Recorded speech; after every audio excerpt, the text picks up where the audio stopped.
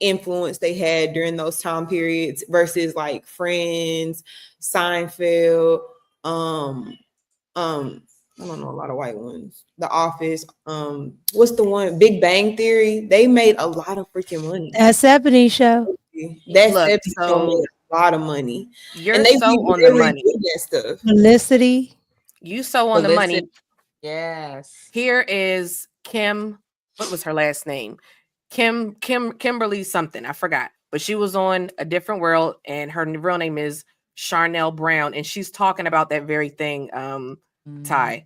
So that gave me a nasty You couldn't taste. be as great as who? Roseanne, because Roseanne, they, of course he Roseanne wanted. Yeah, Barr. Yeah. so they did not. We weren't treated justly, which I didn't expect to be anyway. Wasn't Bill Cosby one of the executive producers? He was, and he was never on. We never saw Bill. We saw Bill Who was once. the main guy? The guy at the network? Carsey Warner. I mean, actually, at the time was Brandon Tartikoff. He was wonderful for NBC, but when he left, when he died, it was like Jesus, man. So there you have it. You're absolutely right. Oh, let me go the other super chat. So we got a $5 super chat from LA Wilkes. Thin Black Line with the $4.99 super chat says, "Yo, family." When we pull up, give me the load. And I think we're all. Look at you with all these caught up. cute sounds and all. Look at you. Thank you. I'm trying. Double L with another $10 super chat. He says, "Take that show Insecure, for example. It was mostly African actors and one black actor boyfriend. Once he was written out of the show, went to shit." Here's the thing, Double L. I know what you're talking about. Issa Rae, who also is from Maryland, and then she relocated to LA. She technically is FBA because she has an FBA parent, but she does have an African parent. Another African parent. But yeah, this is my thing with what they do. There was a show called, oh my gosh, it was starring Dougie Doug. And I cannot think of this show, but it escapes me. But it took place in New York, and it was kind of about his life, but he played like himself as a second generation, what do you call it? First generation Jamaican American. That's what I think is okay. I like that. But when they kind of play FBA, I'm not really a fan. I pick and choose because I do like that guy, Damon Idris on Snowfall. I love him. I'm not gonna lie. Even Idris Elba, he's from England, and he played Stringer Bell. I think it just got out of hand. It was like they did it so much, and then people get upset because when it comes to like a separate community, like any other community, if the trans community would never go for a biological woman playing a trans actress. They did do it if it's low budget movies, they do it like Secret Society. But they do it. But Kelly, they do it to white people though. Yes, absolutely. They do it the most to white people on Netflix, and they do it because I have a theory. I'm not going to get into my conspiracy. Yeah, theory. but Kelly, they definitely do it because what did they do it? What was it? Netflix had Cleopatra. And they had that black girl playing it. No, they definitely do it with white people. I'm saying they do it to white people with other white people. Do you think those people that play Vikings were all Vikings, or the people that did 300 were real Spartans? Or I think they're real white people. No, but that's not. Hold on, you can't do that because FBA would be with other people would be all black people, right? So it's not the same culture. Like my family is Polish, so. Why would a person from England be playing somebody, of nomadic nature and things like that, or from here and there? They do it with white people. So hey, Mika, I get it, but sometimes Mika, it would be like saying, how dare they pick Russell Crowe to do the Gladiator? They need to pick an Italian actor. No, just get an American. Look at this. Or I do you one better. My dad's family is Cuban. Guess who played the biggest Cuban ever? I don't know who's the biggest Cuban Scarface. Scarface. He's not Hispanic, Spanish, nothing. But I tell you what, them friggin' Mexicans was No, mad but I'm about saying J-Lo playing he's a Selena. white, but he's a white man. That movie was in 1980. It doesn't matter. It does matter because things were different then. No, he's The Cuban. the Everybody times else were in the different. movie. Hold on, the brother is Cuban. The girl with the afro that showed up I at the know who door. you're the talking sister, about, she's but I'm Cuban. saying everybody is Cuban that- except for Al Pacino. He's an Italian white man.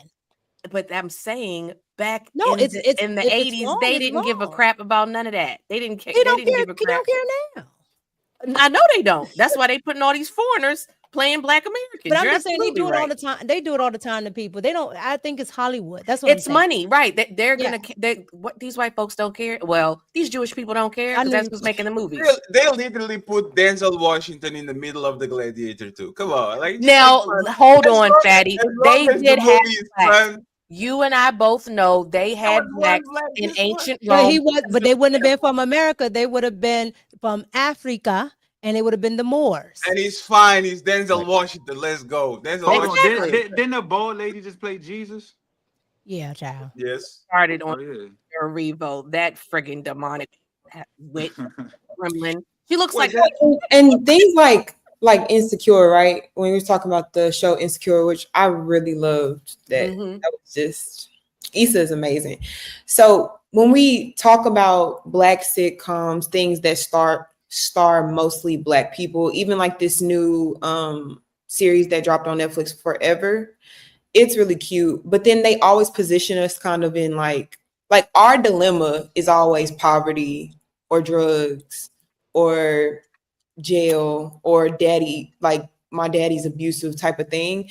And it's just like, I don't know when we'll get to the point, especially when the narrative is about Black people, when we can play roles that have a little bit more complexity. Like, did anybody ever watch Degrassi?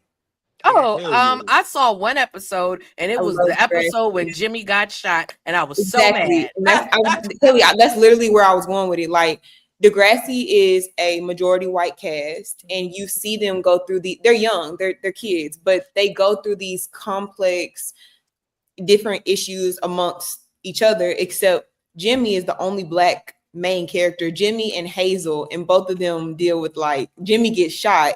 And I'm just thinking, like, out of everybody, why is it Jimmy? Is then Jimmy Drake?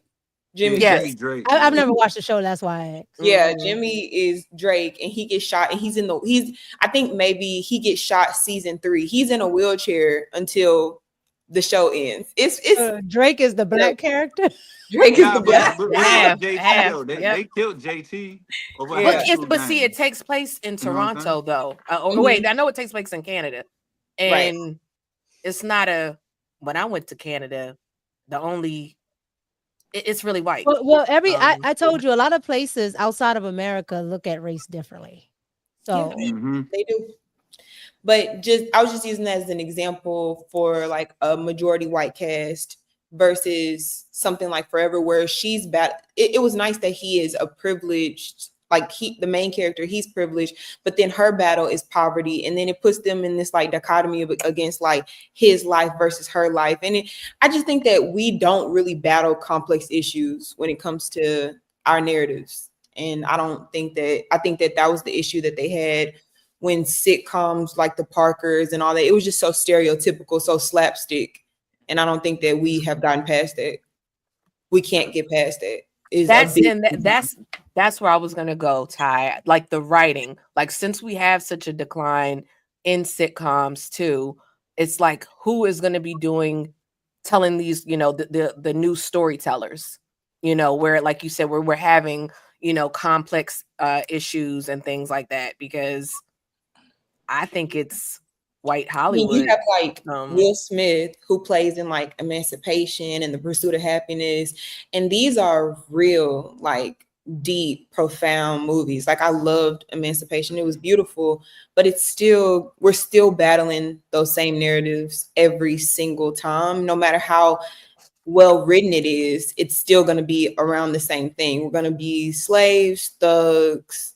We're going to deal with over sexualization as Black women. And I just think that that's the repetitive cycle. And then Taraji P. Henson speaks out about how she's underpaid and how she can't break the ceiling, even though she's been in the industry for such a long time. And then she's ridiculed for her honesty.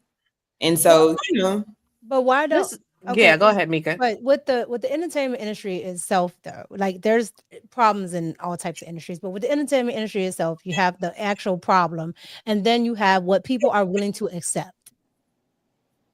right. And a lot of the times, people don't want to be a martyr, right? They don't want to. They don't want to. They don't want to go uphill. They don't want to. You know. They don't. Yeah. They don't want that battle. Mhm. So they. You know, they take whatever. And I'm sorry, what comes with doing whatever is whatever. And you know, it's funny. You have to be accountable for that. And Mika, you know, it's funny. It happens with YouTube too. People are happy just to be a part of it in the beginning and accept ridiculous deals. And when they actually become famous, now they don't want to play their position. I deserve more. Respectfully, you decided to join the way you are, and all of a sudden you want to upgrade for what exactly? Yes, I agree with that. Yeah. You have to carve your own if you want to have an upgrade. Yes. You can be just happy to be here on the first 3 months. No, but this is, I think it's human people, right? We get a new car, 6 months later, you want another one. We get a new job. 6 months later, we think we want another one. I think these industries, unfortunately, are like people always going to resent the people that put a check on their pocket, because I think it's the main event, the main character is usually the guy that gets extra paid, and all the other people around are going to be have to get the scraps. Right. Even if you look at something like Martin, you know, because I go back and I watch a lot of these shows, and I watch a lot of, you know, the behind the scenes stuff, and everybody, you know, on Martin, except for I think it was Tisha Campbell, not Tisha, the other one, Tashina Arnold. Oh yeah. Everybody but Tashina Arnold had a problem with their contract. Thought they deserved more, this, that, and the third, yada, yada, yada. So with that being said, the entertainment industry, it's about what you accept, unfortunately. Even the guy, the ghost from Power, it was complaining about Amari the Hardwick. money that he was getting. I was like, hey, bro. Okay, you're getting, I think he said he was getting $43,000 per show. Looking in retrospect, that's bad, because that show was a big show around the world, right? But the reality is, before you signed those checks, you thought that was awesome. So like, how can you blame the producer for saying, hey man, you signed the contract, if we renew it, it is what it is. He should actually looking at perpetuity. Yeah, he shouldn't. The thing about it, and I think this is what actually got him upset, was it can come back. This was a role that he could be milking and making millions of dollars, but they killed him. How do you come back from that? So I think he actually got mad, not because he signed the first contract, but because if he probably did 3 or 4 seasons, by the time that they get more like advanced, he will probably going to get back. So like it's kind of effed up. Now where are you going to put him? You put him on the other shows? Oh, that's Ghost. Look at Ghost being milkman. Look at Ghost. Yeah, he's like typecast, like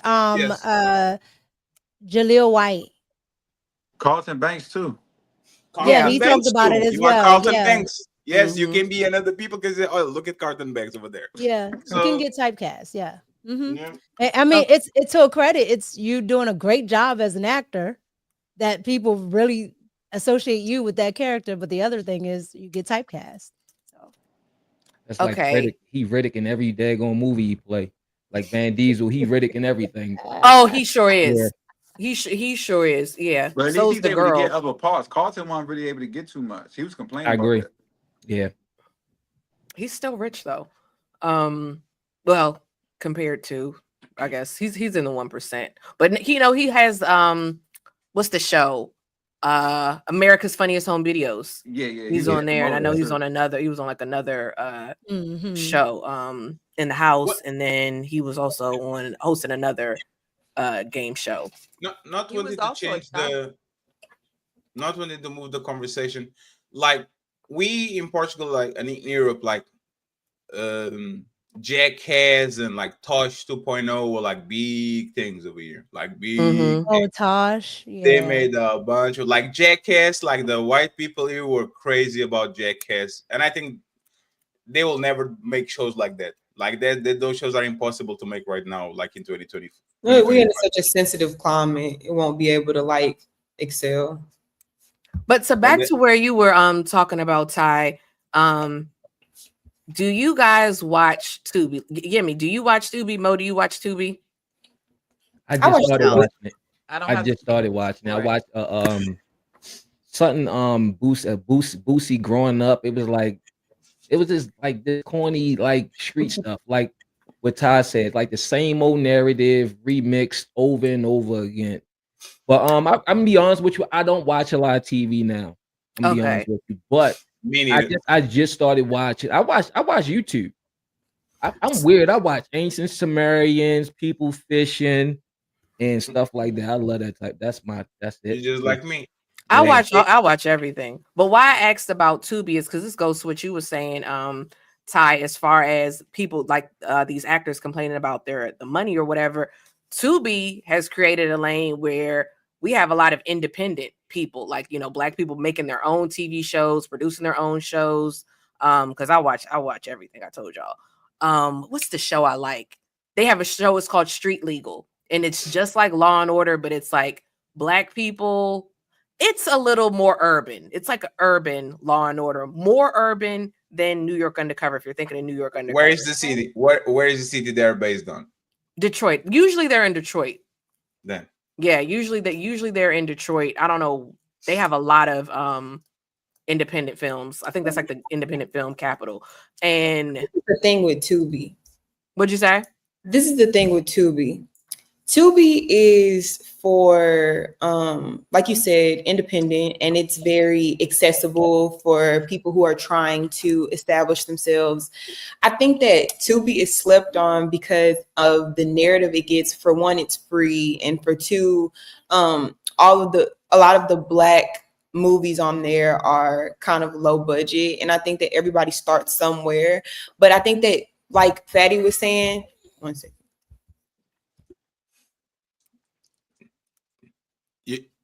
Like Fatty was saying, I think that we live in a microwavable society where we want things instantly, and we don't really we're not for the come up. Like, we don't want to slowly incline. So nobody wants to start as Tubi. Tubi has like a comical view. And so then, like, you see things like the girl who sold the pop the balloon to Netflix. yes, Arnell Arlett. I think that's her name. Yeah, and then you watch something them like that. destroy that Arlett. versus putting that on Tubi, and it's still yours, and it's still authentic, and you can still do it in the same aspect you were doing it on YouTube. But now Netflix has butchered it, and it just doesn't make sense anymore. You know, it's just for that, like, nobody wants to wait. Everybody wants to go like straight to the big dogs and let them Ty, ruin it. Ty, you know what people don't understand? Have you guys been caught to those Chinese, like you are scrolling to TikTok or Instagram, and there's like this Chinese novel where these two guys, one is concealing his identity, so the woman treats him like shit, and then they figure out like this is a big thing, and it's worse than Tubi. And you watch that for 3 hours. Literally shows on the sponsors is two Chinese people, is translated to your language, and it's just two random actors, crazy acting, bad acting. And that gets millions of views because it's authentic. He's authentic. He just goes to the trope, like to the basic tropes of entertainment. Mm-hmm. So with what you were talking about, Ty, there's two things with that, right? Because one of my good friends, he's actually from Baltimore. He has a lot of things on Tubi. The woman, I forget what he calls it, but it's basically about Megan Thee Stallion. But the girl who got shot, the rapper who got shot. Oh, I know who you talking about. Alvin Gray. Yes, that's his name. But Alvin Gray. Yeah, the actual name of the movie because I wanted to put that out there. But the name of the movie. It's no, I got the rapper that got shot in the foot. It got shot in the heel. The rapper that got shot in the foot. Mm-hmm. But so essentially, what? The rapper that got shot in the foot. That's crazy. It's shot in the heel. Sure shot in the heel. Okay. Yeah, it's the heel. Okay. Yeah. The rapper got shot. In fact, let's pull that up because y'all got to see it. But it's awesome. That's a crazy he type. learned how to make satire, right? And also tell stories. Like, he's very good at directing. I did a interview with him on my channel, whatever. But what I'm saying is, here's the thing: Tubi is a great avenue, but it's going to do the same thing that Netflix did. Okay. Netflix came up, if you guys remember, in the 2000s, mid 2000s, it was the red box, Yes, of right? course. We still have That- red boxes. Right. But I thought Redbox was Netflix, gone. no, yeah, They but still got one outside the CVS. Netflix came up off of BD whatever list movies of the individuals, you know, that went out and made these independent movies. And that's what Tubi is doing right now. Yes, Netflix did, but at the time there was no Netflix. So when Netflix did this, it was like an original thought. It was something that they cultivated and they grew it, which is what we were talking about the uphill. Like they did what other people didn't want to do. And they started with Redbox and they went ahead and put like Blockbuster and things like that out of business. But the problem with Tubi now is they're competing against like platforms that have already done this and are already established, which makes it very difficult when the viewer is choosing between what platform they want to consume. Tubi, like I was saying, is like almost like the comical choice. Not saying that it actually is, not saying that these people who are investing their time, their money, their effort into their projects that they're producing aren't taking this thing seriously. It's just the connotation as to where it is now. And yeah, but it's going to go up because, and if you look at the investments and who's actually investing in it right now, you would be surprised. I don't know about that, Mika. Like with the AI AI stuff. She made a good point. Booming. You remember they are making big money on Blockbuster Tubi. told Netflix told Blockbuster where it was going to be in the projections and where it was going. Blockbuster said, whatever. Netflix ended up buying Blockbuster, okay, because they understood the projections of where movie watching and society was going. The same trajectory is Tubi. They said the same thing with what's the black guy that owns the Ratchet Network? Oh, Zeus. Yes. Lemuel Plummer. Yeah. Yes. Yeah. Look, it has it right here. Tubi generated $900 million in revenue in 2023. They're going up and up and up and up. They're projected to grow $1 billion. I look at it when it comes to stocks and stuff. I pay attention. So that's what I'm saying. That's what I'm saying. Hey Kelly, can you play the video that I put on down there? Is like a 1 second, it's like 5-second video. I don't know. Why you play that for clarity? I wasn't saying that Tubi's not going to go up. What I'm saying is the nature of the way that it's established. I'm talking about the connotation as to why people don't take Tubi serious, even though they probably should. Hold on. How much?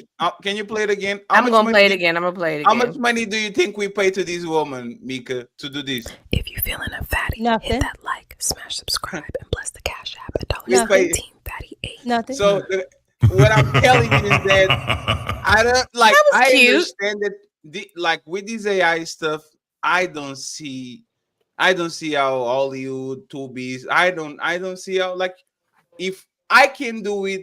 Why can't they hire a bunch of people that are way better than me to do it, and now they don't have to hire nobody? They're doing that now. Like bread exists, right? There's a million, brands of bread. It's like another streaming platform. People want options, so it's an option. Yeah, but what I'm saying is it's not going. I don't believe it's going to be to the same caliber as Netflix. Well, the reason why I even piggybacked off of you really quick, the reason why I even piggybacked off of you is because I was using it to point out that the black factor, right? Because a lot of places or a lot of companies know that Black people watch a certain thing, watch a certain demographic, and they will take in that, right? They'll take in that demographic and they'll make the money from it because it's so much money in it.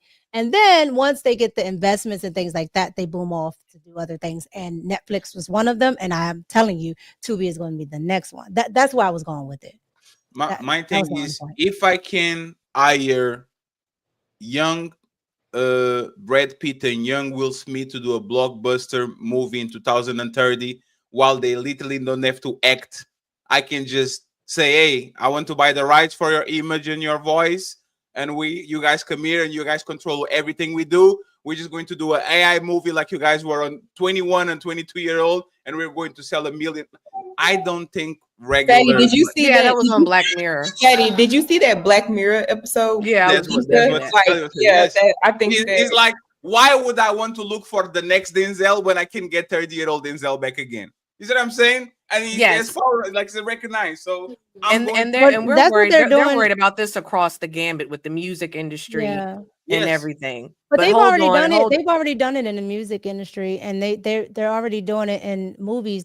All they have to do is do the likeness of your face, and you sign off on it. You do some parts, and then you don't do some parts. And even Black Mirror touched on it a little bit. But isn't it crazy that we're watching Black Mirror thinking this was sci-fi, and less than 10 years afterwards, everything is happening. Boom, boom, boom. Well, that's how they do it. You None know of the this, shows are like sci-fi. I think that's like predictive programming. Like whatever they show is going to happen eventually. And the next one is the Terminator 5. This is the final movie. There's a real Terminator. I have to go, honey. Thank you for dropping by, Mika. Thank you, guys. Appreciate you. See you later. So before we move on, we have T.O. in the chat. T.O., I saw you have a birthday coming up, sir. So I have a little video for you because T.O., you're always in the chat. You always gift memberships. We really appreciate you. I try, Fatty. I try.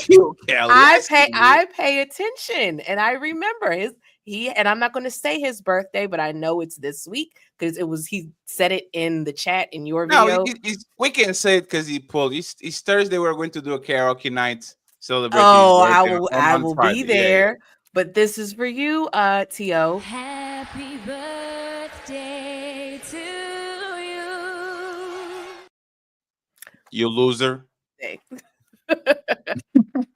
Oh, you had a birthday too, Kazi. Happy belated birthday, Kazi. Okay, so I lost my train of thought. Let me play. You were about to move the conversation, and by the way, before you move the conversation, yes, everyone that is on my side, okay, there's 132 people watching. Please come to this side. I already put the redirect on, so please go ahead and come to the side and let's enjoy the conversation. Me talking about things that I never watched and never saw. But there's this beautiful panel. They are going to carry the show. So I know. I need to know, why didn't you like Seinfeld? Because that was a classic. What did you not like about it? First of all, like the sitcom thing, the How I Met Your Mother, like it's terrible. Like the laughing track.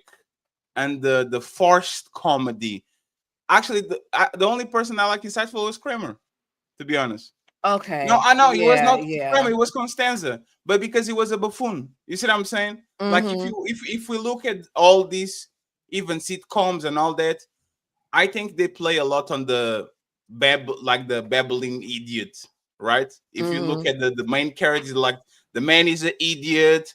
And the women are all on the breast messed up, and there's this cool dude, and there's this nerd, and they play on the tropes that people usually watch.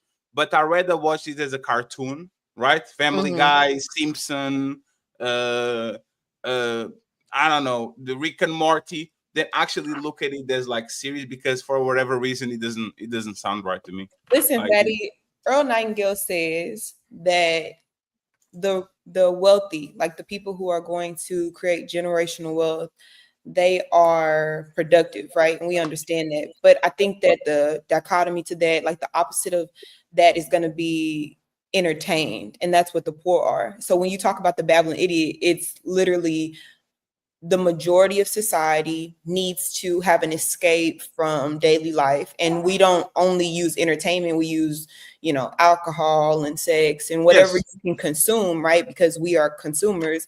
And so when you talk about like how, I'm sorry, is it Yerm? What's your, Yemi Yahoo or Yemi? They say Yemi. Yemi, okay. Just like Yemi said, he doesn't even watch television, and it's just, you get to a point, I think, when you're trying to be a productive adult that you don't have time to do it anymore. Right. You know what I'm saying? What you're talking about is called escapism or escapism, something like that. I want to escape from my real life for an hour So let me go and watch Real Lives of Atlanta, see how messed up their life is, so I can go back to whatever I have going on. It's kind of- and people used to do that, like they do that with sports. WWE was so good. Like WWE would let the people just forget about their lives for a while. Like you are always excited to see what's going on. But the thing that I think modern thing, like this modern, even YouTube, is the storyline. The storyline a lot of times was super important. If as soon as you get hooked on the storyline, you can watch season 1, 2, 3. You can watch on Monday, on Wednesday. Like the WWE lost the storyline, NBA lost the storyline, the NFL lost the storyline. There's no rivalries anymore. There's no like staples of like it became dry. So I think it's why people are kind of rolling from TV and coming to here. Is What do you because call? Do any of y'all know what it's called? Is it like a fever dream or like what was Robot Chicken? Like was that like what is that? I never saw that show. But do you know what I'm talking about? Like where your attention span is being like hit. Like there's this like show on Hulu called Adults, and it's just like you're being hit with like something new, like 20 times in one scene, to where your brain like it's like promoting like kind of like ADHD because you can't focus. We have such a low attention span that there's That's no. exactly what Robot Chicken was. It Yeah, was like one thing there's for like no 30 time seconds, for and another one, plot. then another one for 15 minutes straight. That seems Family like Guy it's was for like something yeah, that too, 88 though. people or something. Family Guy's like that too. They throw those skits in to help you from not having to watch an entire scene boring. Like it's not boring. And that's what like doom scrolling is now. Like our generation, we can't have plot because we have low attention span. Yeah. You have to do the hook, and then you have to do storyline, then the hook again. People can keep coming and keep coming and keep coming. They did it with the flashback. Oh, it reminds me of that story. Yeah, and they do the exactly. flashback, then they can continue to do the story. Yeah. That's how we do it. That's probably why it's more. I wanted to touch on like, have y'all seen that? Like, I don't know if y'all have seen any of the new movies that have been produced, but like I just watched Final Destination. Like, aside from Sinners, I watched Final Destination. I watched a movie called The Monkey. I don't watch a lot of movies, but my husband loves to go to the movies, so we go watch whatever comes out. And the TikTok acting is like insane. It's bad? horrible, huh? It's like yeah, bad it's acting? horrible. Like if you watched Final Destination, any of the previous ones, and then you watch the new one, it's like literally like the concepts are just so far-fetched. Have any of y'all? Wow, that's a disappointment. I want to go see that. Sorry, I'm That's sorry. a disappointment. I won't talk about it. I won't give y'all. No, because I am gonna. I love That's Final a Destination, but I perception. I haven't just seen think it so. since like the 5th one. Final I- Destination for me is just a serious version of Scary Movie. At some point, you're like, I don't know about these.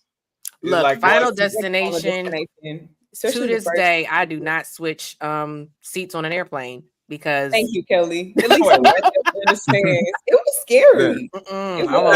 I don't think it was scary. Final Destination I was younger, scary. but it was scary. No, I was younger too. I was scared too, girl. Saw when I was younger was scary. Saw was very ridiculous. scary. You kidding Saw me? was horrifying. Yeah, Saw was that- ridiculous.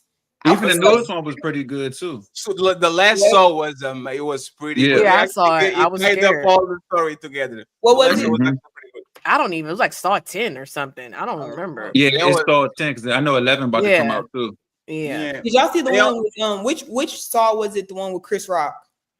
That was not Saw. That was called Spiral. It was a Yeah. spinoff. Oh, it was like a. Yep. It was terrible. Yeah, it was a spinoff. We got the phone lines open. You guys can call in. And the question is 10 years from now, what do you hope Black storytelling will look like? Fatty thinks it's going to be all AI, like it's going to be somebody creating it and then AI produced. I don't think you're far off, Fatty. And that is concerning. I'm really scared of this AI stuff. I did an episode on AI. And you should Yeah. be. Yeah, It should yeah. be. I mean, and I was Kelly. I was talking with Ali. I'm super optimistic about the things about AI now, but the thing is not the AI. Is the next phase is called AGI, when AI can teach himself things like a human can teach things. And They and can that think for is like- themselves. That's definitely yeah, the and next step. the people that work on the biggest companies that were doing the security part, all of them started quitting on the last year, saying, "No, this is going too far. Though we're not going to be able to control it." So You better expect the Terminator movie by the 2030 or something like that. Look, since you're here, Fatty, this is what I think we are going to be facing with, and I'm freaking scared to death over it, y'all. More and more androids show signs of deviancy. There are millions in circulation. If they become unstable, the consequences will be disastrous. My name is Kara. This is where it all began. The world's forge. And it will all end. You do the housework, the washing, you cook the meals, and you take care of Alice. My name is Connor. I'm the android sent by CyberLife. The company has allocated a specialized model to assist investigators. My name is Marcus. Just like you, I was a slave. Thank you, Marcus. Then I chose to open my eyes, to take back my freedom, and decide who I wanted to be. Now I have come to tell you that you can be your own masters. I've come to tell you that you don't have to obey them anymore. Get away! Fight Jericho! I know someone who can help you.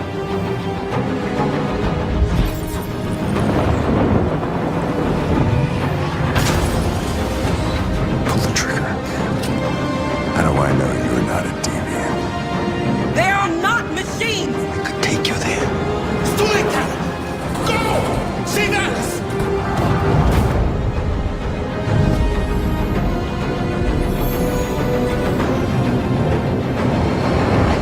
My name is Kara.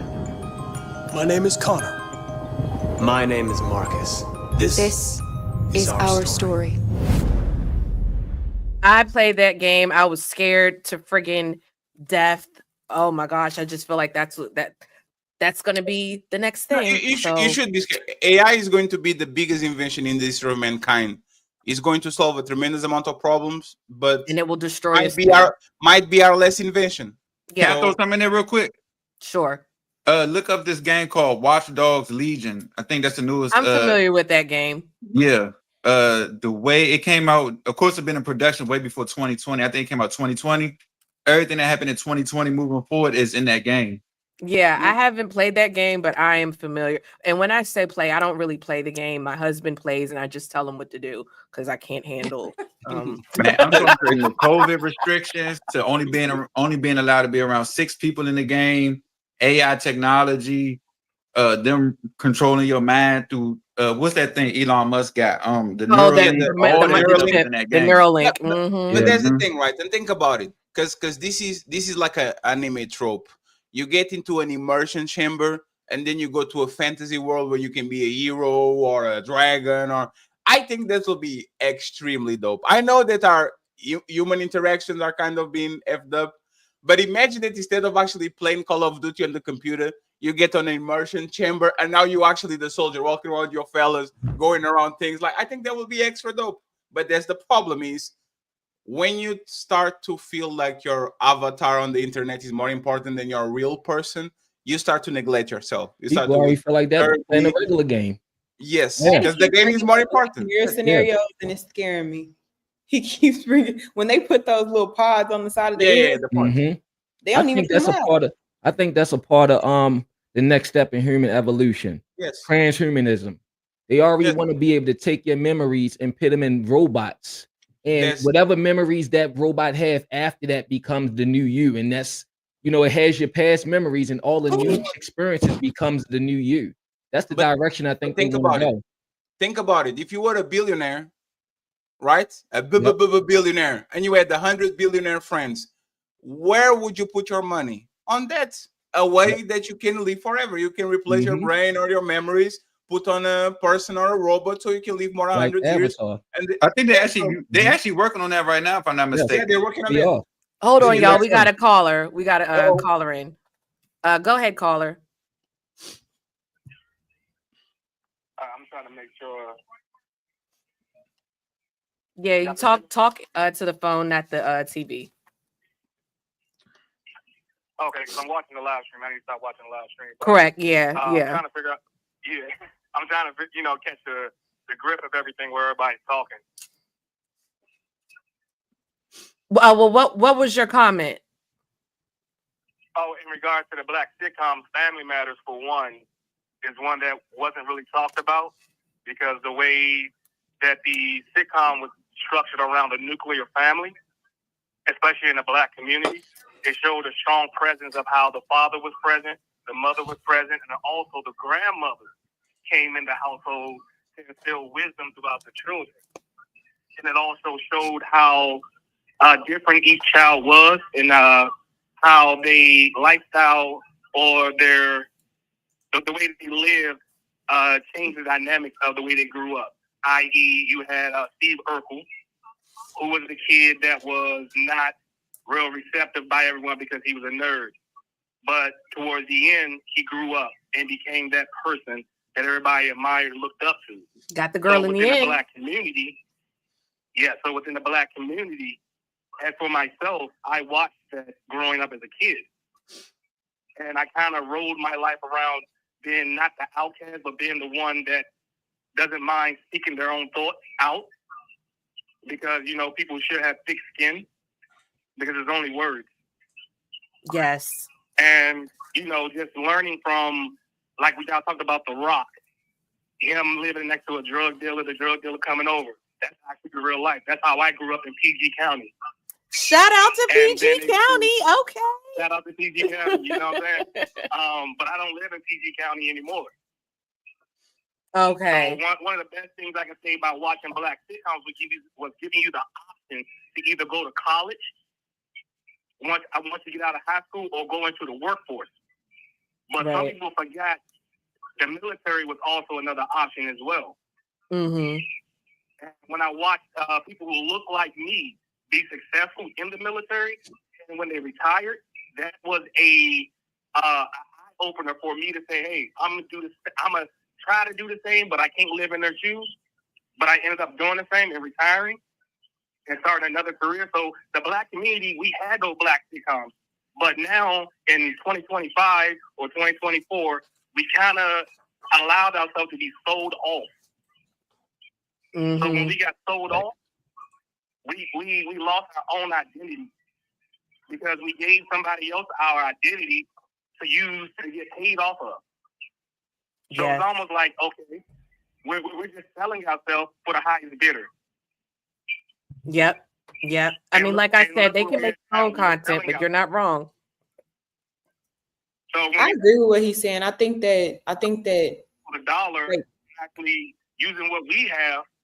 Can he hear us? Oh, without even looking at our skin color. Once you stop looking at that, you can go as far as you want. Because in sitcoms, they pretty much told you, especially A Different World. Yep. They were in college, but everybody had a different mindset. Yes. Yeah. That was my favorite. Yeah. So if everybody go back and watch that again, you will see how everyone had a different mindset. Yep. And that's how college really is. Flashy mindset. It's people from all over. But thank you so much for calling in. I really appreciate you calling in and watching the show. So yeah, well, you didn't say your name. Well, I appreciate you calling in, sir. It's Tony your Adams. input was what'd you say? It's Tony Adams. Tony Adams. Thank you so much, Tony. Have a good one. You're welcome. You have a great. Bye-bye. Tony's right. Tony is explaining something that I was literally just talking to my husband about it. I think that I'll use myself as an example. Speaking against things that are like societal norms, especially as a Black person, I'm not a very I wouldn't say that I focus so much on race, more about like biblical moral standards. That's more of like my spiel. But speaking out about anything that is against like popular opinion or the societal norms that a lot of us have succumbed to based off of social media, based off of popularity, based off of a ranking system like followers or, you know, all of these things to get like monetized and things like that. Working against that can be very difficult. Like when he speaks about like, it's just words. I say how I feel and I stand in that. That's just something it's a rarity nowadays. Everybody is saying the same thing. Everybody reiterates the same thought processes and nobody is able to have individual thinking and individual understanding of how the world works. Mm-hmm. He was Well, right, though. I got a question for the panel, and I will start with you, Ty, because we all do content. So what advice do you have for Black creatives trying to make a name in this new media landscape? So I'm talking YouTube, streaming, TikTok, the new media. That's what I'm referring to. So what advice would you have for Black creatives trying to make a name in this space? And I'm gonna go to everybody. Me personally, I think that you need to have integrity. You have to learn how to stand for something and include God. And it's a really very difficult thing to do on platforms that don't promote that. Like anytime I use like hashtag God, hashtag this, it doesn't get promoted. Oh, it's not gonna get promoted. It doesn't get promoted. So I think that you have to be okay with getting 2 likes. You got to be okay with nobody supporting you. You have to be okay with people bashing you. Like I joined a panel, what was it, like 2 weeks ago, and I had an opinion different than the host, and the amount of hate I got would have been like really horrible for somebody who doesn't have a clear standing of where they want to be in life and a vision. And like, I stand true to myself and what it is I believe in. So I don't really care about like people come in and attacking, because that's just what the internet is. So I don't think, for me, it's not really a Black thing. It's just it's not thing. Yeah, it's just a human thing. You need to have some morals, have some standards, and understand that tomorrow still exists, and you're going to have to answer for whatever it is you decide today. You're going to have to answer for that tomorrow. Keep that in mind. Sorry, I'm sorry, I didn't mean to cut you off. No, you're all right. Before I go to Mo, Gimme, Price, and then Fatty, I got to do the super chats really quick because I got some that came in and I don't want to forget, because I will forget. So we have a gifted membership from Shadow Dragon TV over on I know Shadow Dragon TV. Brain Thank freeze. you very much, Dragon. Thank you, Shadow Dragon TV. Sorry, brother. We got 5 gifted from TO to Kelly Corinne membership. Thank you so much. And we have another gifted to my channel from Shadow Dragon TV. Thank you so much. When we pull up, give me the loot. What do we have? Okay, we have one from LLL, $5 super chat. Fatty, they predicted AI actors in that Al Pacino movie, Simone. I have not seen that movie. I got to look that up. Then we have a $5 super chat from TO. Final Destination is the reason I don't drive next to semi trucks with tree logs in them. LOL. Facts. I remember that scene too. I do not ride behind cars. You know how they have those things that transport the cars, like those car trucks or whatever. I don't ride behind those. I don't ride behind logs, and I don't switch seats on airplanes, because Final Destination, you learn from television. And we have a $5 super chat from the co-host on the Don't Piss Me Off morning show, Black TV. Black says, I'ma put my money right in Kelly Corinne pocket. Appreciate it, Black TV. When we pull up, give me the loot. And before we move on, you guys be sure to subscribe to the Don't Piss Me Off morning show here on YouTube. We have our own channel, and we live stream every day, 11 Central Standard Time, noon Eastern Standard Time. And we also have the call-in feature, so you always can call in and give your opinion when we piss you off, because that is the goal. All right, now back to my question. Yemi, Mo, Price, then Fatty. The question was, what advice do you have for Black creatives trying to make a name in this new media landscape? Go ahead, Mo. Oh, Mo, I thought you said Yummy next. But just like she said, I mean, she made some really great points. Integrity is always important. I think number one is just really to be yourself. And because I think a lot of people don't think that others can tell when they're not being authentic. And a lot of us can pick up on frequency and energy, and we can tell when somebody is not being themselves or not really speaking opinions that they thought, through. So I think being your authentic self is key. Also, toxic content. You see a lot of creatives that start out good and on a positive note, and then somehow they turn real negative. And I feel like once you start going toxic, you have to keep it up, especially if that toxic content yields you more views, which gives you more money. You have to top the last time you uploaded a video. And I see it happen all the time. And then it's hard to go back because you'll see somebody post negative, and then they try and switch it back and go back to that positive lane, and they don't get any views. People don't want to see So I think once you go that route, you have to stick with it or just start all over again. But really, having the integrity, like she said, being yourself is very, very key. And probably looking at things from a branding perspective. Look at yourself as media, rather than just what it is you want to talk about. But the overall thing should be you. You should be embodying what it is that you're trying to promote. Absolutely. That was sound advice. Before I get to Yemi, I got a couple super chats and I will forget. You guys have to, my brain gets frazzled when I'm streaming and hosting and whatever, because I don't want to forget. So I have a $10 super chat from JB Reacts. JB Reacts says, shout out to Fatty and Kelly. Thank you, JB Reacts. Appreciate you. Pull up, give me the load. And I have a big where is my special sound bite right here for the big time $49.99 super chat from our caller Tony Adams. Shout out to Tony Adams. PG County love. I wasn't able to hear all y'all. Stream is on delay on my end. Next time. Look, I appreciate you. That's the biggest friggin' super chat I done had.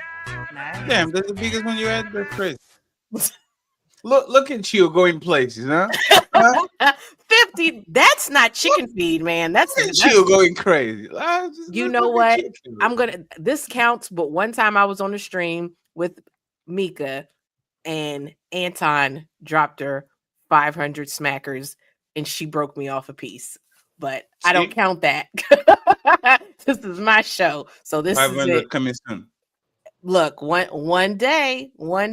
That's right, soon. So we're going to speak it into existence. Absolutely. Right. Okay, so Yemi, what advice would you give to content creators?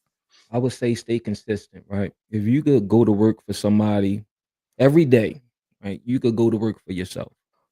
Be yourself, like everybody said. I agree. Stop trying to create a character that you're not, because you can't hold that facade up for so long. Just be yourself. Invest in the platform and just stay consistent, man. Everybody's not going to watch.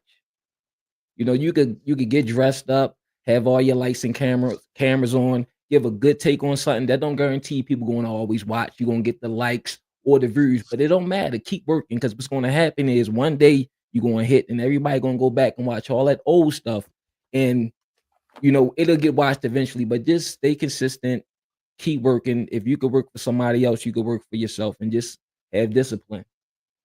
You are so right. Yes, that was going to be my advice. Stay consistent. I've been doing YouTube for a long time and I was not consistent, and then I shifted gears and then started this new channel, was so consistent, put in the work, got my first $50 friggin' super chat. That's big. Pause. I mean, I deserve it though. I put in work. I deserve it though. I put in work, and here we are. I made friends. Fatty helps me. The whole bid. Yes, you are right. You have to stop today. I'm jealous. I'm jealous of the $50. I want 90%. I'm leaving. But it is consistency, and then the quality will improve. But you just got to put out content. Like people think like, oh, I have to have these lights. Oh, I have to do this. I have to do this. Film. Just film, figure it out as you go along, but you have to put the product out. Price. Sorry. Go ahead. I'm sorry. Price. All I'm gonna say is like you just gotta be yourself. You need to know your lane. You need to know everybody not gonna like you.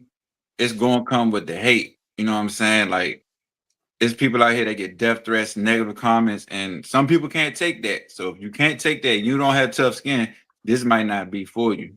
You know what I'm saying? But other than that, stay consistent. Post every day, do videos, study your craft, whatever you are into, whatever your niche is, whatever you want to talk about, study that. Know what you're talking about. Because a lot of people, not only entertainment, but a lot of people, they come to your content for value. So if you're not giving them value, you can't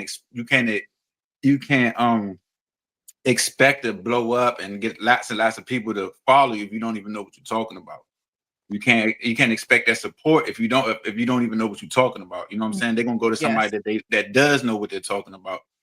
But other than that, be yourself, know your niche, know your lane, know what you do. Like, and you don't need these $1 million worth of equipment at all. No, you don't. You know what I'm saying? I got an iPhone, a ring light, and I'm doing pretty well to the point that I'm traveling the country. Shout out to you. You know what I'm saying? Okay. Pop your shit. You don't need all that stuff. You don't need the big media, the big $2,000 lights, and that's just procrastination. Get your phone, turn that camera on, talk your stuff. At least learn how to edit a little bit, CapCut or Tix or whatever you want to do. Learn a little bit of editing skills, and that's about it. Facts. Oh, one more thing. Don't listen to some TikTok gurus neither that be on there talking about you need to post at 6 o'clock, 9 o'clock. They lying to you. You know what I'm saying? That man, if your content sucks, no disrespect to nobody. If your content sucks, it sucks. It's gonna suck at 6, 8, 10, 12. So you know what I'm saying? Just keep doing what you do and get better with your craft. That's all I got to say about that. Respect. Right. Lady I cannot talk. Yeah, Lady Diana Elizabeth. Exactly. Lady You have to know what you were talking about. Hi, Lady Di. Well, shout out to Lady Diana. I That's a appreciate beautiful you having name. me on. I do gotta go. I got a call I gotta make.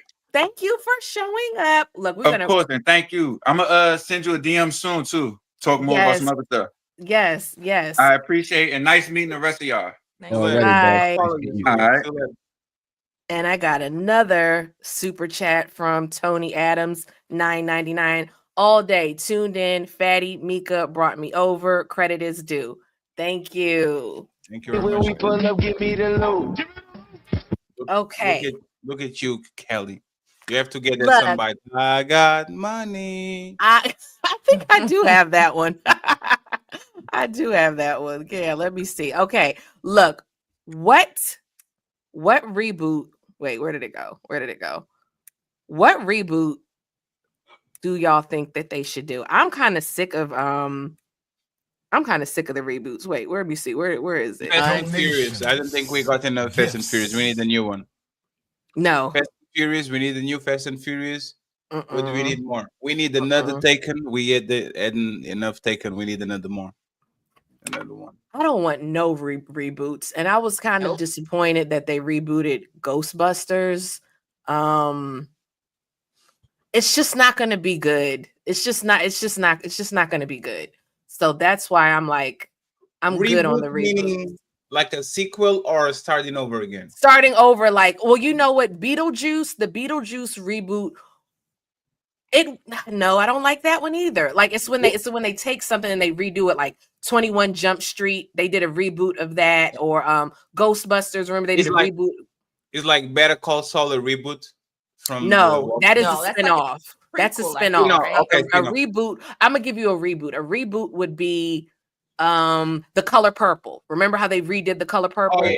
So you're doing the movie again. Yes, with new but people. There's some amazing reboots, to be honest. Please name one. I can't think of none. I can't think of not a one. Only thing I like is like how they did with like all the Star Wars, right? They did all the Star old Wars. Star and Wars what are they better did than the was new they ones. gave all the backstories to all the different characters and did it like that to as though and brought it all together. Like if they do stuff like that, I don't know if you could really do that with a sitcom like Martin. Nobody really want to know. I guess we want to know where Tommy worked at. You know what I mean? Like, Oh, but they are doing a spinoff to Martin. It's called The Varnell Hill Show. well, yeah. Yeah. But to me, there's a massive market in doing the prequels, right? It's like you see Hannibal Lecter, and then you see the Red Dragon or how he got to that place, right? Yeah, like I think most of, like, for example, what they're doing with Power, the Book of Tommy, the Book of. I like a spinoff. In my opinion, I think that's what most of them should do is you have a story about somebody, he sells a lot, he's a popular thing, and instead of going forward and ruin the whole thing, you go backwards and you explain how that character actually grew up into the person that they got there, right? One of my favorite ones, you know what my favorite ones is, Kelly? What? Smallville, like the little teenager Superman. But the thing that pissed me off is he ends on the last episode when he learns how to fly. But that was great. It's like, we already know Superman, so let's go back to a story where he can kind of grow up into Superman. I think especially when the movies are good, it's very difficult for you to keep going and going. I think, what was the last movie Denzel Washington in Italy? What was that movie? Oh, Gladiator? No. In Italy, Equalizer. Oh, I didn't see the last Equalizer was awesome. It was good, right? I have to watch that. I didn't see that one. Doing reboots? Didn't they try to reboot the Fresh Prince of Bel-Air or something like that? Yeah. I watched the first season. I did not like. I didn't care enough to watch the second season. It was not bad. The reason why I think that one was as successful as it was is because it wasn't a comedy. Mm-hmm. It shifted.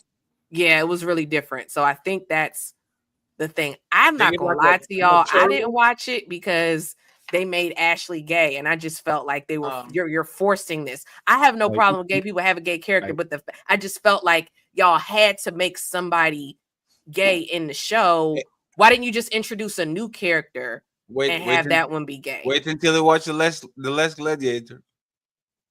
Oh, I saw the second one. I saw the. There's a lot of homoerotic things out there. I Kelly, I think you care too much. I think it's a religious Every time you thing, say, Fatty. I didn't watch it because the left. I know I'm not gonna lie to you. It really is a religious thing. It's like because I think it's. Again, I don't care. People do it. I don't like programming. I feel like they're programming. That they have a certain agenda and they are pushing it on people. And again, if this was like, it's like it's so orchestrated. If it was just like organic, like I've read books. I don't know if I'm making sense, but no, you are making sense. But the thing is, like, we turn our brain off to watch most of series, right? For example, we are on I'm on the manosphere-ish type of place, right? And if you actually look at the type of media, like the Cosbys, the Simpsons, American Dad, Family Guy, it's always the dumb man doing some stupid shit, and then the smart woman coming around kind of fixes. I don't care. It's fun. It's fun. And like, I turn my brain off, I go and watch it, and then I go back to life. You see what I'm saying? So as long as it's actually quality and makes sense, I'm not just for the type like change genders and changing races and all just for the sake of doing it. But as long as the content actually is good, I kind of don't care. That's what I'm saying. Like, I watch Pose. That's a whole gay TV show. I love that show. But it's because that's the premise of it. Yes. That's but the question will be, okay, you don't watch a show because they make somebody gay, and then you go ahead and tune into Power and they're selling dope and killing each other and all that. I'm like, oh man, like if you watch Power, there's I gotta pick and choose. It's like me saying, oh, I think people shouldn't drink, and then I go ahead and I get a massive sugar. Like, you see what I'm saying? Like, everybody has their vices. Everybody we hypocritical by nature to a certain degree. I agree with you. Yes.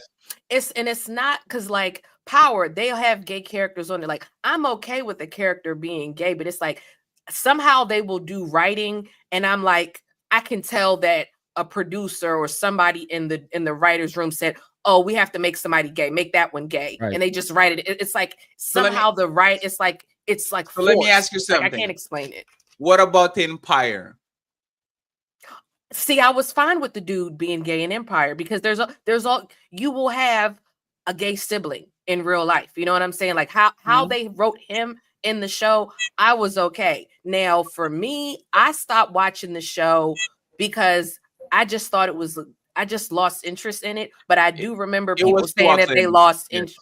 It was a bit like it was a little bit too. The kids were a little bit too outlandish. I actually like the but people said they stopped watching because of the gay character because they was doing like it was too I guess much. gay stuff. I think you know what who is I think the best written character and kind of was the one that looked like the pastor. Which is the name of the dude? Like the pastor that was with Megan Good. There's a doctor that is. Oh, you mean her husband in real life? The guy that had the white woman. You're talking about he was crazy. Yeah, the older brother. Yeah, I know who you're talking about. I cannot think of his name. He's actually married to Kitty Boo Boo in real life. Who is Kitty Boo Boo? The light-skinned girl that was Lucius's Beyonce or really? Yeah, that's his real life wife. Her name. He got remarried because he was married to Megan, right? And then they divorced. That's not who he talking about. He talking about the guy that looks like they look the Megan's same. Ex-husband. Yeah, they look the same. But that's Fatty, I got a question. So, like, do you think that it's a problem do you think it's a problem if someone doesn't want to watch stuff because? No. I don't think he's a problem. I think human beings are hypocrites by nature, right? And I will say, I won't watch something because it has a gay type of vibes, and then I will watch a movie where there's a sex scene where Lala Anthony is being bent over and Paula like, come on, man, like that's not good too. But you watch it because if two women are kissing, you're not saying, damn it, I'll quit that scene. So it's just about consistency. Yeah, that's They're really married. Yeah, that's what I was saying. It looks like the pastor if he puts a beard on. He does look like when he said it. I was like, I know exactly who he was talking about. I respect people that have boundaries, but like I said, is like alcohol up, like a person that drinks alcohol every day saying you shouldn't contradictory or you shouldn't smoke weed, but you are drinking something that is way worse probably than weed. But just because it's socially accepted, nobody says nothing. So it's just the ups and downs because. All of us, I guarantee you, watch so many violent stuff. Like I can, as a South Park fan, telling you, "Oh my God, you're going too far." You see what I'm saying? South Park is the worst by far. All the teams are terrible by nature, but it's funny. I can't go there and then say, you know what? We shouldn't watch the next Avenger movie because there's a LGBT Iron Man. I don't think for me that's based like on the being. Go ahead. Because what's important to me may not be important to you. Absolutely. So, and I respect it. I have no problem with that. Because I have a child that's 10 and who's a boy. And I had to get rid of Disney Plus because everything on there had that agenda. And you know what? Not only was it just a gay person introduced into it unnaturally and just weirdly written in the storyline, the character was always a gay male, a black male. Why does the black male have to be that representation for everything we watch on TV? At some point, it starts to get annoying, and it is programming, and it is wrong. And I respect it, right? But when we were young, there were the Teletubbies, where the biggest Teletubby had the purse. You see what I'm saying? It's kind of like you can't compare. But that could have been an I think you could see the effects of the programming in the communities. Like back in the day, growing up, you didn't see gay people exist. But it's not like how it is now. Now everybody gay. I got gay nieces and nephews and stuff like that. They never even had sex or whatever, but they just gay, right? And I love and respect them. There's nothing against it, but it's in everything, and it is kind of forced. It's unnecessarily forced. So I understand what you're saying, Kelly. Like it makes you feel the way. It's not necessarily that you against it or care about what other people do in their bedroom, but it's the way they present it. And like Mo said on Disney Plus, Star Wars, all the different stuff that I could process that as an adult. But your kids, they like sponge, they taking it all in. It's no different than music and stuff. Like I get what Fatty's saying. Fatty is like, yo, we just not consistent. And I agree with him. But as adults, though, like if you could guard your kid or, pick and choose, you're going to keep them away from it. But, with us, we could discern.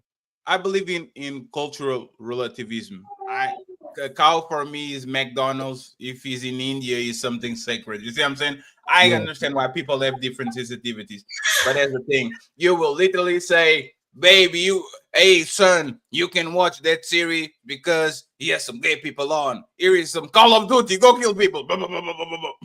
It's like, but you can't even protect the kids from it, because once they leave out the door, because everybody else is consuming it, when they go to school, they know about everything. So you really can't even protect them. Yeah, I think that like for me, I'm a hard line no. Like, and it's not that I care about what people do in the bedroom. It's just I don't agree with the lifestyle. So for me, I think that we have to have the standard, stand by the standard, be consistent by the standard, and just hold the line. Like at the end of the day, if you don't like it and you want to watch this, that, and the third, that's fine.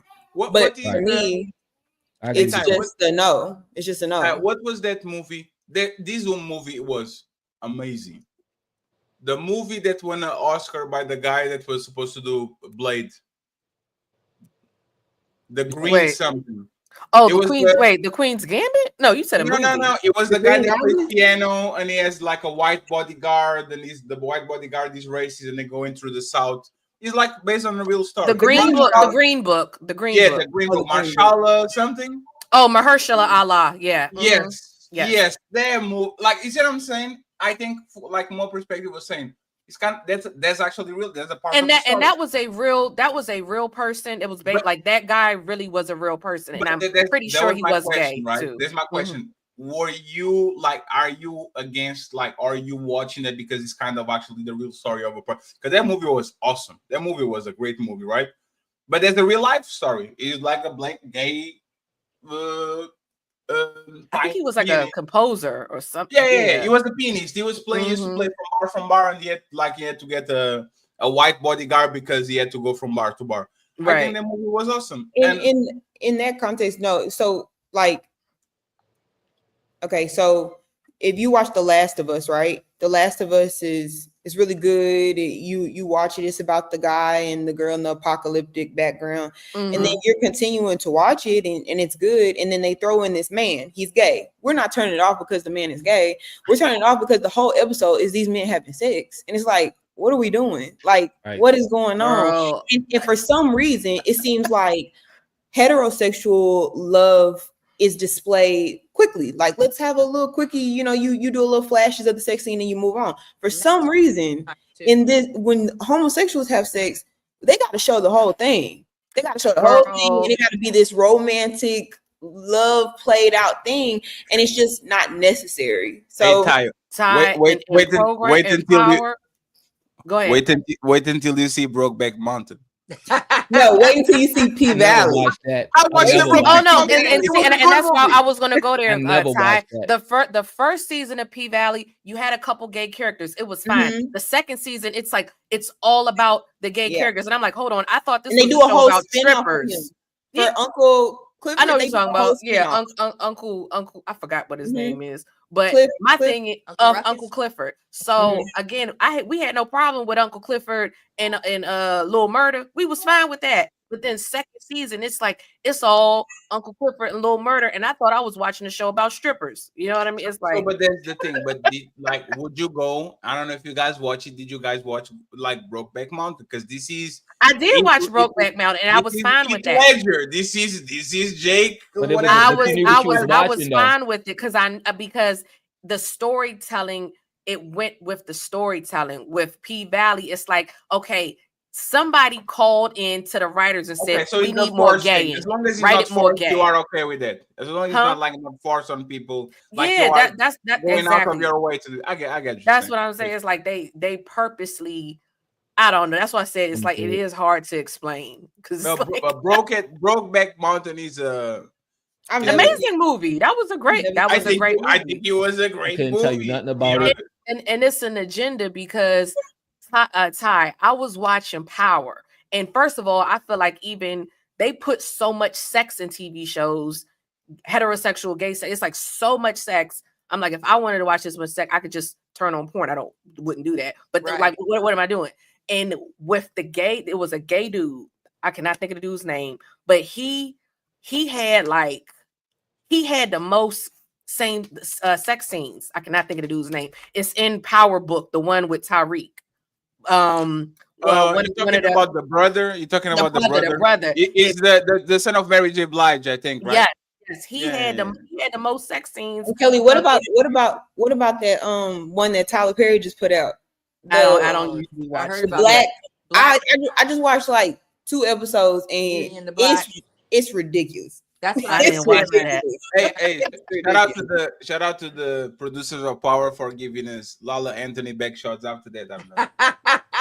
Look, and there was no sex scene with light skin Keisha. But we saw the what is his name? I cannot think of his name. Okay, we got some super chats. We got one more super chat from Lady Diana Elizabeth.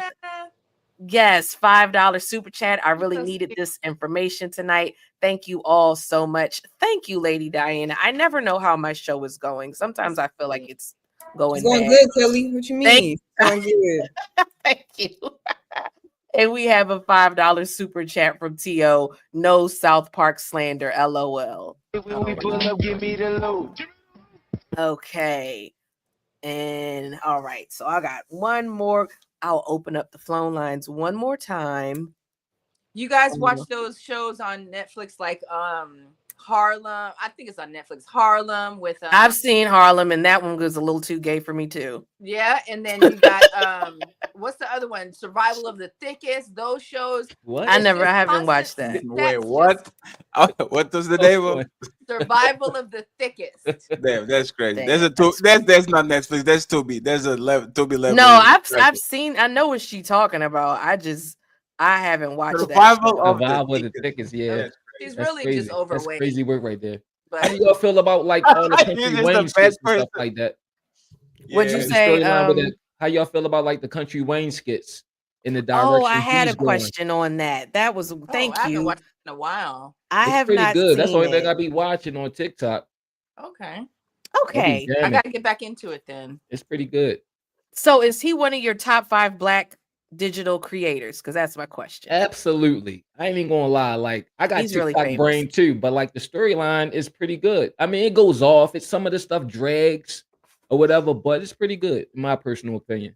And like I He's would hate doing to his see that thing. go mainstream because we seen like we was talking about balloon pop and what happened to that is trash. Like I think the way he's doing it, I think he's fine with it. He's making enough money doing it that way. I hope it stay that way. You know what I mean? Like I love that for him. Like I love his model, what he do, what he represent. I love that. Doesn't See more of that. Machine says Drewski skits on YouTube are hilarious. They are. Drewski is great. Isn't this Country Wayne dude like does like the 1 minute skits like the not the talk, the Vine dude? Where is the Vine dude at? The what's the name of the dude? King Bach. King Bach. King He's Bach. in everything. He's like a real actor now. Like I be Really? seeing him. He Yes. was in a horror movie. What was it? Texas He be Chainsaw in a Massacre? lot of stuff. Look. King let me- Bach. Yes. But it was actually groundbreaking. He is the king of the 2 minute skit, like the Fatty, let's I go. did not even know this dude was from Vine. I would see him Yeah, he was- acting, and my husband told me, he was like, "Oh, that's the dude from such and such." Yeah, And I'm dude like, from "What?" Vine. King Bach was the I king did of not. Vine. Yeah, I Man. saw him Then from see, like question, regular he- stuff. Yeah, that's what. Yeah, I saw him in The Babysitter, and then I saw him in. Oh yeah, something him. else. Yeah. I don't know. I don't remember seeing him in Bach. Meet the Blacks. King Bach and the one guy that I used to watch a lot and he disappeared was the dude, the Spoken Reasons dude. I used to watch him like 10 years ago or something like that. A guy called Spoken Reasons. He disappeared completely. There's a lot of like famous YouTubers that just go into like, I remember watching Iga. He was like an Asian dude.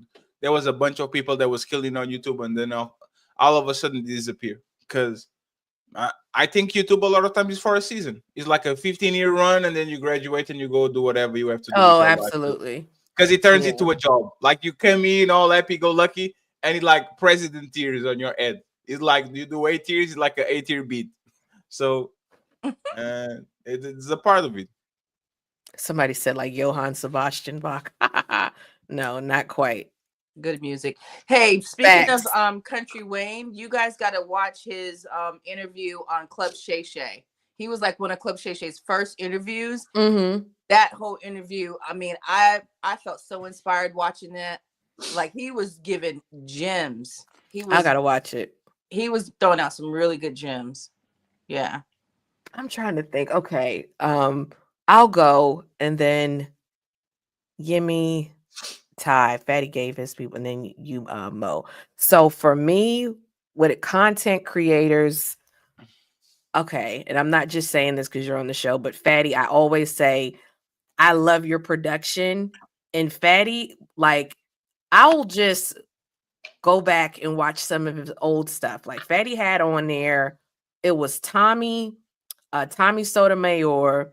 And I had the wrong idea about this guy. Well, I'm not going to say I did. I don't know. I heard some things about him and didn't really watch his content, but he was on there and he was talking to this fat chick, and he was really like, was not rude to the fat chick at all. And I said, oh, she's kind of delusional, but just, I said, this is top tier content right here. Like just cause it's like real. I'm such an asshole. It's like real people. And I'm like, wow, like she don't understand. So I would say that lane, I would pick Fatty. I like 2K's messy stuff. And then I like the Poor Minds. It's two Black girls. They have a podcast. And Poor Minds. I like Drewski. Drewski's doing his own thing. Like Drewski stuff could be on Netflix. The coulda what is it? Could have been records. Yeah. Could have been records. Could have been love. Because I watched his show, and I can pick one more person. I don't know. Oh, Mika's really good with political stuff. When it comes to politics, I only really watch her, and I'm trying to think who else do I watch politics. Tim Black. Yeah. That's and Sabby Sabs, because I need yes, I like her. She's really good because I need to know what the left. I love that left. That's the real left over there. That's the real. That's the real left. I love Sabby too. I'm gonna add her as one of mine too. Yes, she's good, and she keep her foot on that other country we shall not name. Yes, yeah. He's fair. You know what I mean? She is fair. She is. I'm gonna tell you who else is kind of fair. I watch him every now and then, but he's a leftist, and I'm not talking about Fatty. Uncle Tom Foolery is this white guy. He be on Fatty channel sometimes. Tom is more to the center than like Sabby. I think they consider her far left. You talk about progressives, and then like more of kind of the people that are liberals. So right. Tom please explain it, because Tom will be more of a liberal, meaning that he's kind of more on the center. Then you have like left-leaning progressives that are the part that like is the fringe part of like the Bernie Sanders and all these people that are. She's a communist. What are communists? She's a leftist. She's all the way she is a communist. Yeah, no, she's all the way to the left then. Yeah, she's all the way to the left. So like just like you guys have, for example, the Republicans, the people that are more conservative, then you have like white supremacy, just like at the end of the spectrum. Like that will be the end of the spectrum for the left, is the people that like the people that believe that women are men and all those stuff. Bye, Ty. Thank you for coming. Nice to meet you. Okay. But for the most part, and I'm going to be honest, I don't like. I'm just weird. I see all I do is space and the deep of the ocean, and like that's actually what I enjoy. The rest of it is just research for me to get what I want to be. Like the Abban Preach, the Antons, the whatever. It's just I like to see this because this is my job, kind of. So I need to kind of figure out what I want to do for my thing. But what I literally noticed that as soon as I'm done with my work and I put on YouTube, the galaxy Andromeda, is it like, okay, that's kind of what the alien civilization and the Anunnaki, and this is where I actually go to kind of get my break from YouTube. but so you be on Rumble then? Because Rumble be no. Okay. I don't be on Rumble because when I say YouTube, like our YouTube, you see what I'm saying? Like go to different sections of YouTube. But for the most part, I look at this like kind of a research project. I need to be above and beyond the people. Like I need to be in certain places and I need to get some things done to get to where I want to get. So I don't look at them as this is my source of entertainment. I look at them as what are these people doing that I can inspire myself or see something that I like and try to bring it to the show or something like that. So it's just a question of work. I can just clock off kind of mentally, and I notice that I gravitate towards people, things that have nothing to do with this place. For me, if I'm clocking off, then I watch Tubi or something on TV. But YouTube, it's like I'm watching YouTube for a purpose. Like I said, with Sabby, political stuff, it's to know what's going on in the world. I watch the weather on YouTube, Max Velocity. I'm sure everybody watches Max Velocity. He's like the friggin' biggest YouTube channel, probably after Mr. Beast. And then like certain panels and stuff, to learn from you or whatever. But I do like your content is entertaining. I mean, all y'all is entertaining, because if it wasn't entertaining, I probably couldn't bear to watch it, because I do have a short attention span. Yeah, but there's a thing, because a lot of times we watch because we like the person. You see what I'm saying? It's not because it's entertaining per se. We just like the person. Let them go. But most of the things that we kind of around this kind of microwave type of things, right? I'm doing things that I don't want to do, so I can get enough subscribers and money to do the things that I want to do. Like the TikTok toxicity thing, like Kelly, there's like Nino said the other day, because you were not here, like we came from a place called Fight Club. I'm familiar with Fight Club. Just because he says you in the panels look like a tiger in a zoo, and then you go to TikTok and he's like a tiger in the jungle, like you're back on your environment, because you can actually be you again. It's not the political thing. I'm not going to piss off Mo perspective because we might work on days, so let's be kind of chill. When you go there and like it's a sterile environment that people be mean to you and you can be mean back because they deserve it and all that. I think, in my opinion, there's primetime content. That's actually what I'm enjoying now. And we are having panels with gigantic content creators with 200, 300, 400,000 subscribers. And as soon as it's like you get home, you take all your clothes, you put your hair up and all that, you put your pajamas on, and then you go right back to TikTok. I actually am enjoying more that than all the rest that we are doing. I gotta get on TikTok once I figure out how to do the Streamlabs, because that's where most people watch me. I mean, I have more followers on TikTok than but you don't go there to make friends because they stump your head out. I thought TikTok they get you the nicest. TikTok turned TikTok Twitter. And Twitter are just ruthless. These people Twitter, they are mean. They don't give a fuck. There's no your feelings at home. Leave your feelings at home. That's crazy. But you know what? I like that they're mean on TikTok because it generates money, because then it pushes out the algorithm. Like I've made good money on like videos, people just hating on me in the comments, and I'm like, oh, you guys don't know.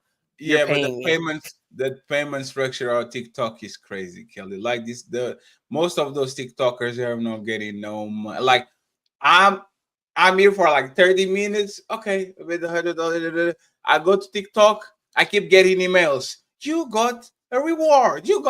Somebody sent you money. I go and check, 7 cents. 23 cents. They must have changed it. They keep sending emails, and I'm like, damn, I got TikTok money. $2. Oh, they must have changed what the hell is this? So I don't know, but I'm not the pretty girl. I think the pretty girls on TikTok are the ones that get the money, because they just stay there doing the battle thing and doing nothing. Yeah, no. A bunch of money just for sitting there pretty. So amen. Maybe next life, I guess. Maybe I gotta get on there, because I know with like they'll have like, if you watch something for more than 3 seconds, man, it's stuck on your deck. It's in your algorithm. Like you said, the pretty chicks, they be on there just like, I got this lingerie, and if you watch it for 5 seconds, next thing you know, is a bunch of people in lingerie really trying to show themselves off. It don't matter what it is, but that TikTok, man, is different. TikTok, I think it's. Go ahead, Kelly. Sorry. I was gonna say after remember when TikTok got shut down and it came back? I think it's been different after that. it's been real different. Even when it comes to like the comments and stuff, the stuff they let you say, it wasn't like that at first. I think people were nicer, and then like the sense of mortality, TikTok might be gone. People went savage. Like everybody, like, hey man, this might be here 3 months from now. Let me just go crazy. But TikTok, I think the best one is for promotion. Is if you have like platforms in other place, TikTok is the best place for you to put your shit on fire because it's easy. Like by the time, like I've been on TikTok for a month and a half, and I feel like I know everybody. I feel like I was there for 6 months. Do you know how difficult it is to network on YouTube? To meet people, it's so difficult. Like to get him on their show for more than 2 hours. So you have to like you have to dress up and you have to be on like the TikTok. You can just go ahead, butt naked on the bed. Yep. On and on, laying on the bed like this. Let me tell you how I feel about this situation. I miss TikTok, and they miss me on there. They be messaging. I gotta get on there. I gotta get back on there. It is a lot of fun, and it is easier to like network. A piece of shit. Even Ali. Now they see us coming. They're like, "Oh, here comes Ilkan Ali. Here comes Fatty." No matter if you support them, if you send them galaxies, if you be on the show, as soon as you say something that you like, who hurt you? Who hurt you? You don't have a girl. I can't hear it by your voice. I'm like, okay, I got you, lady. Look, you put out a video today, and I put in the comments, so I was like, I gotta see the backstory because it was Lady Chan and Angry Man going at it. But the way they was talking, I said, okay, I gotta find the backstory. I found the full stream, so I'm gonna finish watching that. There's 100% Angry Man fault because this is like the I believe that. channel. Yeah, we're watching. You're just watching, like we're just doing a regular show, and Angry Man was live, and he came here to pick a fight. Yeah, I saw that. I picked that up. And then he was double streaming for his platform. And the thing is, he got caught. He was wrong. He said, "I'm wrong, but I don't like you." I saw that. And the thing, like, we might be a more man adjacent thing, but come on, man. If a man is trying to pick a fight with a woman, and hey, you are going to get whatever you're going to get. And there's my rules. This was actually the most egregious moment on my show because I'm adamant about my rules. Now that I have a little bit more clout, I can stop things on the beginning, but at the beginning I couldn't. I stopped fights in the beginning. I say, I don't want y'all to fight. Please restrain from it. If you all decide to fight, I'm not going to stop the fight in the middle. So they, Lady Chen went nuclear on him, your mama and all that. I'm not getting in the middle. I hate when people let us fight and then in the middle of the fight say, no, stop. Don't grab me.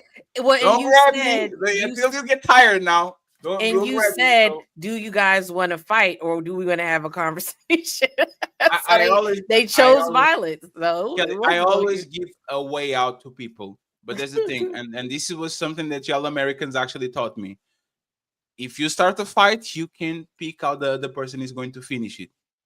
I was the innocent. No, that's below the belt. You shouldn't say that.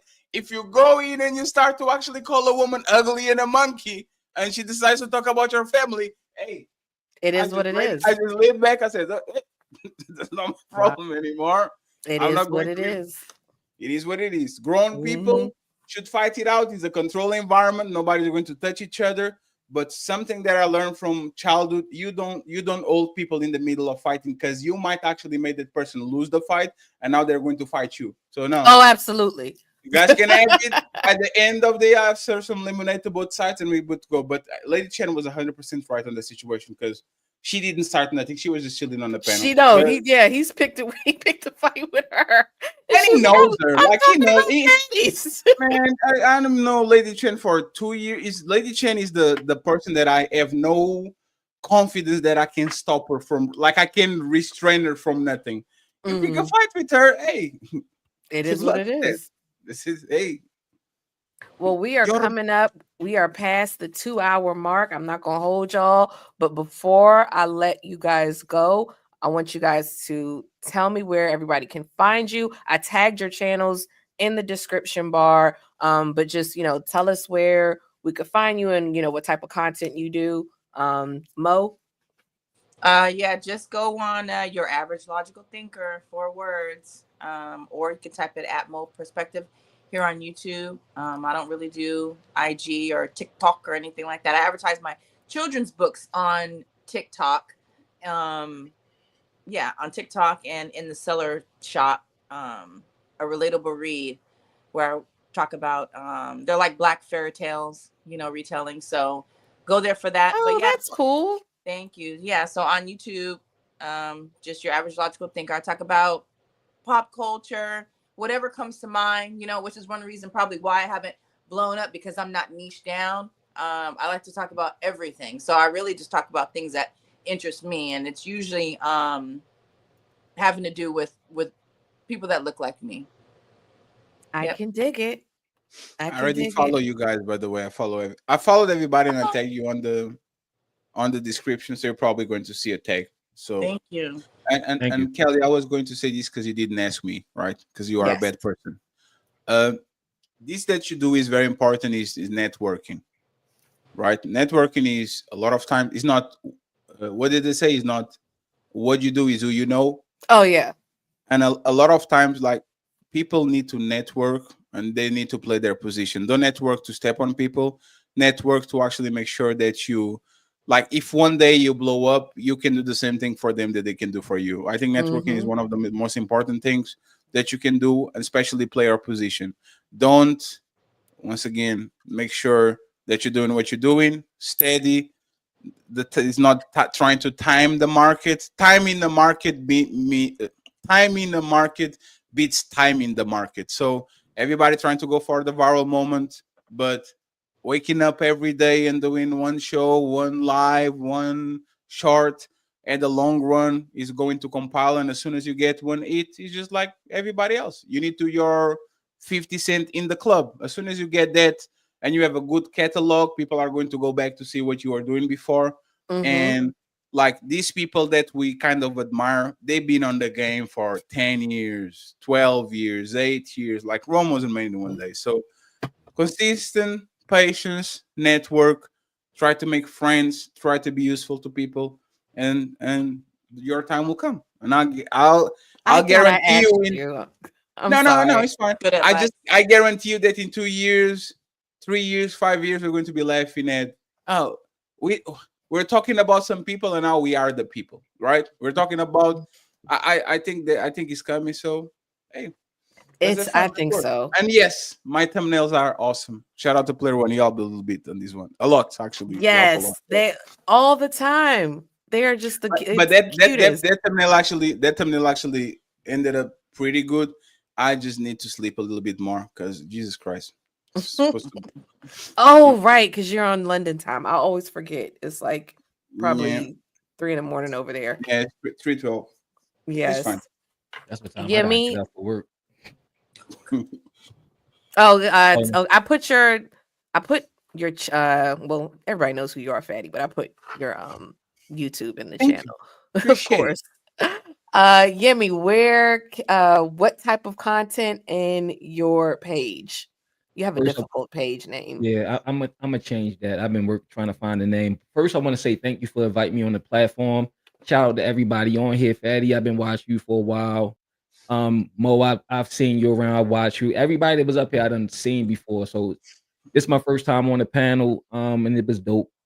I do reactions for the most part. I because I tried to do like regular just conversations, but don't nobody know who I am, so nobody come to watch it. Like if Joe Budden had some of the conversations I had, it would get millions of views. So one thing I do, I try to do reactions and talk about whatever's trending to try to draw attention to my channel. I started out doing fitness stuff, and I got away from the fitness stuff and just started having conversations. So like right now, I do the Yada Main podcast. That's just me and a couple of friends just talking, and I do reactions. Me and my wife got a podcast, For Better or Worse, where we talk about our marriage and different relationship stuff. And, right now, I'm still just trying to find myself. Hopefully, when things settle down, hopefully I have a co-host, we could do like a show in person and also do reactions and hopefully start doing more panels. So that'll be cool. Yeah, But look, No, I just said I subscribe to all of y'all, and the symbol. I'll try to be in touch. if we have something like, because we're trying to rebrand to kind of be a little bit more serious, and we have like massive panels. But for the long run, I'll try to see if I can get y'all on the show too. So thank you very much, Kelly, for Of course, and I hope you guys come back. Yes. Definitely. I'll definitely be sending out emails. So before we end the show, you guys check me out tomorrow, 11 Central Standard Time, 12 noon Eastern Standard Time. Don't Piss Me Off morning show. In fact, let me put that in the chat, because we have our own page, and it is, like I said, it's the Don't Piss Me Off morning show, and our goal is to piss you off early in the morning, so it'll be nice and ornery when you are in the office, and we aim to please. So that is it for the stream. Again, thank you, panel, for joining us. Thank you, Art, and I will see y'all in these YouTube streets. Take care. Bye. Bye. Ready.